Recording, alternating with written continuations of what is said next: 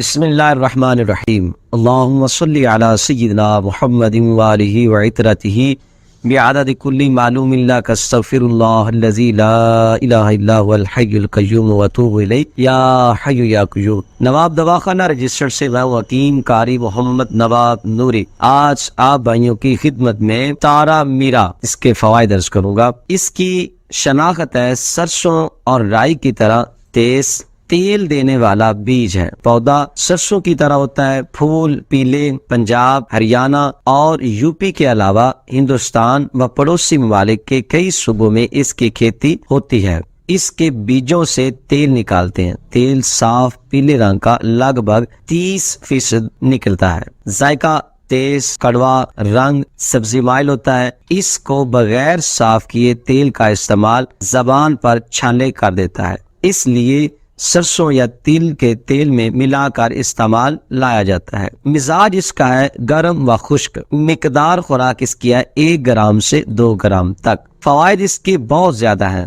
तेज होने की वजह से इसका लेप स्याह दाग, छाइयाँ और सफेद दाग व छी पर लगाते हैं। इसके तेल की मालिश करने से खारिश दूर हो जाती है और ये तेल सस्ता होने की वजह से इसे साफ करके कई इलाकों में बजाय घी के इस्तेमाल करते हैं। इसके पत्तों का साग दमा खांसी के लिए मुफीद है। इसका तेल रिहाई अमराज के लिए मुफीद है। इसका इस्तेमाल आम तौर पर मौसम सरमा में होता है। अलावा जी इसके तेल का इस्तेमाल साबुन बनाने और मोमबत्ती बनाने में भी काम आता है, लेकिन जिस्म पर मलने से ये बहुत जलन करता है। इसके खुली में नाइट्रोजन ज्यादा होता है। ये पशुओं के लिए बहुत ताकतवर है। रिहाई अमराज में इसके तेल के नीम गर्म मालिश हम वजन तिली का तेल मिलाकर करने से दर्द कमर, टांग का दर्द, कंधों जोड़ों के दर्द दूर हो जाते हैं।